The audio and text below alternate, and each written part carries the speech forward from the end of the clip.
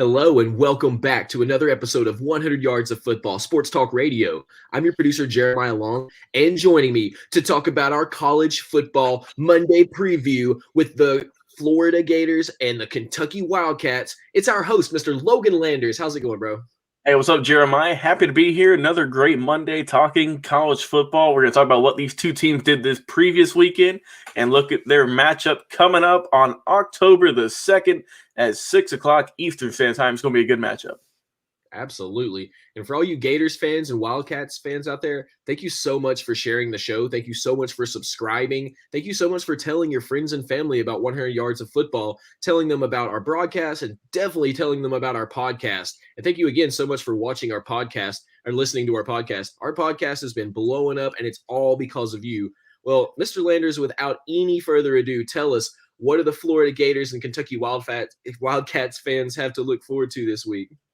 Man, I mean, you look at this game, and obviously you're going to think Florida has the upper hand because they are, of course, a top 10 team in the country right now. But Kentucky is not a pushover, Jeremiah. They're undefeated this year. They are 4-0. They are a solid program. And I do remember we were talking about their team preview. We said, look, these Wildcats, we know they're primarily known as a basketball school, but their football program is on the rise. And so far, they've looked tremendous this year. They've got a better record than Florida even.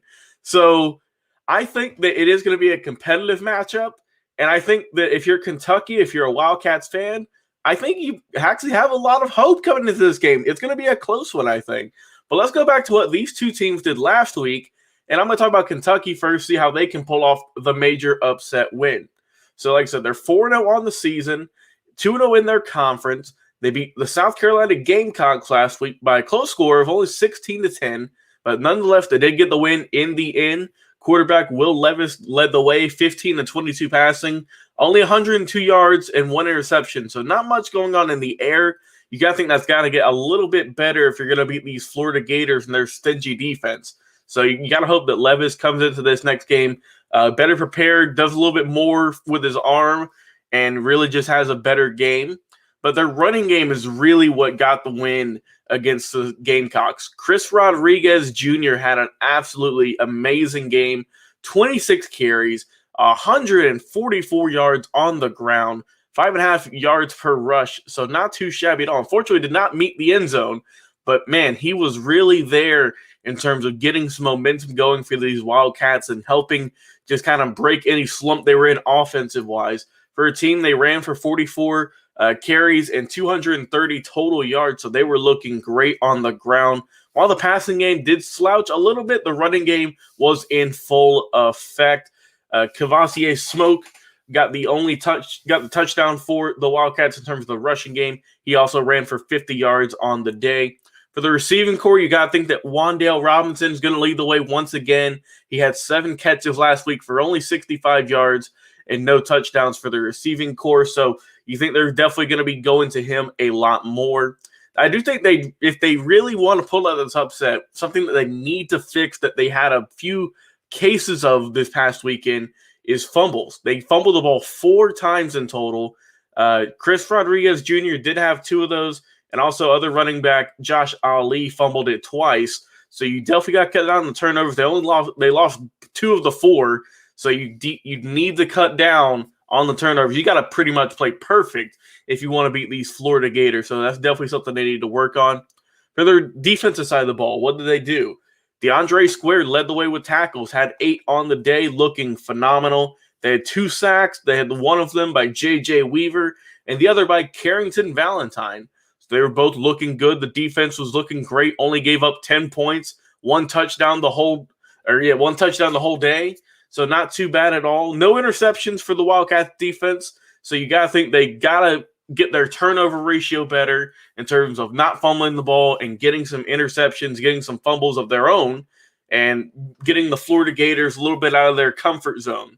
The kicking game was phenomenal. 3 of 3 field goal for Matt Ruffalo. Looked great. Definitely was able to get them get his leg going whenever they needed it to and help them out in the end. So that looked great.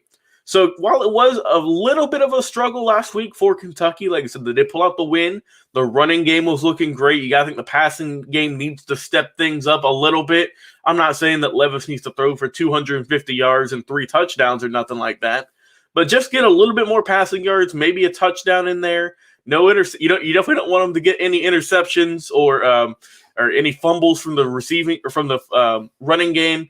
But I think Kentucky has a fighting chance in this one. They're not going to get pushed over. I hope not. I want this one to be a close game. But let's talk about Florida, because Florida had a field day last week. As we all know, they've played the Tennessee Volunteers. They won 38-14. It looked like it was going to be close for a little bit, but then Florida just kind of ran away with it after halftime. At halftime, it was 17-14, so it was pretty close. But then after that, they shut down the Volunteers. They did not score any more points the rest of the game.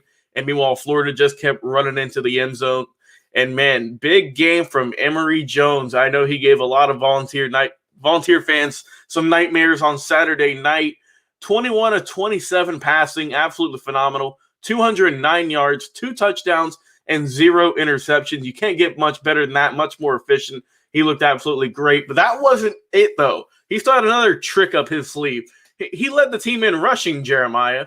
15 carries, 144 yards. So when we talk about dual threat quarterbacks, obviously Emory Jones is up there. My goodness. Over 140 yards rushing, over 200 yards passing. He was the offense in this game. He did absolutely phenomenal. But he threw for 2 passes for a touchdown. He was not able to get in the end zone for a running touchdown. Those were thanks to Malik Davis and Naquan Wright. They both had a good game as well. The Florida running game was absolutely outstanding. Ran for 283 yards as a team collectively. So they looked great. The receiving core, they were there. They did good. They threw the ball around to pretty much everyone, evenly spread out. There's a lot of guys who had 3 catches, 4 catches. Rick Wells had a touchdown. Kimori Gamble, and then Malik Davis also had a receiving touchdown. So Jones was just able to throw some dots and get them some good balls to get and get some points up on the board. So they were looking great on that end. Let's go over to their defense. They look great there too. Only gave up 14 points to the Tennessee Volunteers, who have a stacked team. They were pretty good. Hendon Hooker had a good game, but it just wasn't enough. But I think that Florida's defense, in the end, like you said, they shut them out in the second half. So you can't get much better than that. Thanks to Trey Dean, led the way with 11 tackles on the day. They had 3 sacks as a team, and they had 7 tackles for loss. So that's really what played a big part. They were able to stifle everyone on the Tennessee team. The running game never really got it going for Tennessee. Jabari Small didn't get a whole lot of yards. Tion Evans, not really much either. So while they did struggle a little bit in the passing game for passing defense, their run defense was definitely top-notch and on great display this past weekend. And Florida, they didn't get any interceptions. They fumbled the ball just once. Jacob Copeland fumbled the ball. They gave that one up. So a little bit of butterfingers for both of these teams last week coming into this matchup this upcoming week. But I think that overall Florida is going to get the win in this one. But I do think it's going to be closer than some people might realize. I think Kentucky, like I mentioned, I ran down what they did last week. They barely got away with South Carolina, but they're undefeated. I think they're going to come in here. They're going to play a tough game, a competitive matchup. And I think my final score, I'm going to have the Florida Gators 35, the Kentucky Wildcats 14. So while I think it's kind of going to be a case of what happened last week, Jeremiah, I think that Florida and Kentucky are going to duke it out for the first and second quarter. And then after halftime, I don't know what's going on down there for Florida, but I think after halftime, they're going to run away with it and get the win in the end. Well, I'll tell you, like, when you got these two teams who are going to go so hard towards each other, you got an undefeated Wildcats team who have no reason to think that they're not going to come in here and try to stay undefeated. You got the Florida Gators who did exactly what is kind of expected last week, where they came in, they fought an amazing first half Vols team. It was, edge of your seat. There were some cool things going on. And then after, the half, the Gators continued to play football and the Vols were also present. And And yeah, so big up to the Gators, for doing it big. And like you said, their quarterback, they have a legacy of incredible quarterbacks. And you might as well keep it going at this point. Like you need those headlines, and you need those thought-provoking plays that really get people thinking about Florida, so that you have people really rooting for those teams, that come out of nowhere and just jump right in. So I see this as being a gigantic matchup. Um, Gators have to win this one to prove that they're really moving, that they're really, one of the big competitors, because, they want to take that quarterback after somebody like Alabama and see if they can make some damage. Kentucky, they have it all on the line right now. They want to stay undefeated. They want to beat a big team. They want to, they beat South Carolina, so they've got these thoughts that maybe they can keep it moving. They are a quality team, so let's just see what happens. Well, everybody, all the Wildcats fans, all the Gators fans, tell us, what do you think? What do you think the final score will be? Tell us in the comments on YouTube or over on Facebook or on Twitch. And if you're listening to the podcast, just let us know. Write us a review and tell us what you think about the game, or send us a little message and tell us what you think. Either way, this is going to be an incredible game.